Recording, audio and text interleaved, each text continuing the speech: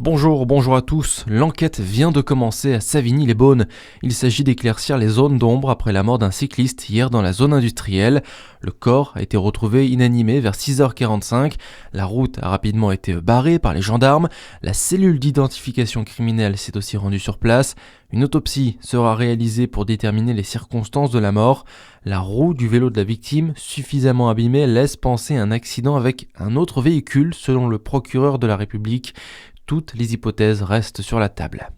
Le retour à la normale sur les rails depuis hier après-midi. La ligne à grande vitesse sud-est était paralysée entre Paris et Lyon à cause d'une panne d'aiguillage à Saint-Florentin dans l'Yonne hier matin. Conséquence, de nombreux retards ont été constatés et les TGV ont été déviés vers les lignes TER classiques de Bourgogne-Franche-Comté. Les sapins de Noël du Morvan sont désormais protégés. Ils viennent de recevoir une IGP, une indication géographique protégée, le 31 mars dernier. Dans ce territoire, devenu premier producteur de sapins de Noël de France, ce label vient garantir des sapins de qualité. C'est aussi un savoir-faire centenaire qui est mis en valeur. Jean-Christophe Bonneron, président de l'association des sapins de Noël du Morvan et de son IGP, parle d'une fierté. Ça fait 8 ans qu'on a commencé d'instruire le dossier. On a commencé par la rédaction du cahier des charges. Et puis ensuite, il a fallu faire accepter le cahier des charges au niveau national. Après, c'était au niveau européen. Alors tout ça avec le concours de l'INAO. C'est une grande fierté. Quand on s'améliore, c'est toujours une fierté. C'est un gage de qualité, c'est certain. C'est un engagement de la part du producteur. Et à partir de là, il respecte le fameux cahier des charges qui a été validé par l'INAO.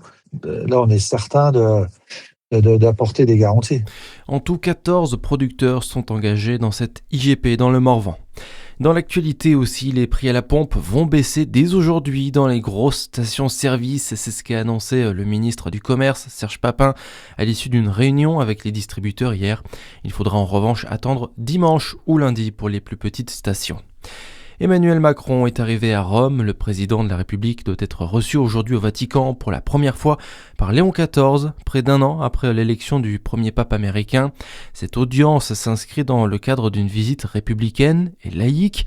Ils devraient évoquer ensemble des enjeux internationaux, de multilatéralisme et de régulation de l'intelligence artificielle, du climat ou encore de questions humanitaires. Et puis un mot de foot avec ce soir les Dijonnais qui jouent à domicile. Le DFCO reçoit Bourg-Péronne pour le compte de la 29e journée de National. Coup d'envoi à 19h30. Dijon, leader de National à 6 jours de la fin du championnat. En novembre dernier, Dijon s'était difficilement imposé face à Bourg-en-Bresse 2-1. Voilà pour l'actu. À suivre votre météo sur Fréquence Plus.